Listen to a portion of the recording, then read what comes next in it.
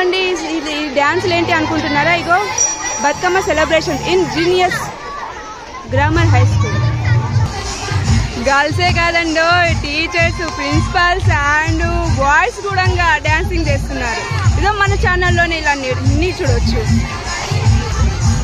Bathukamma celebrations అంటే ఎట్లా ఉండాలి? ఇగో కలర్ఫుల్గా ఇట్లా ఉండాలి. ఆ స్కూల్లోనే ఇట్లుందా అంటే మరి వాడవాడల్లో వీధుల్లో ఎట్లుంటుంది? ఓకే.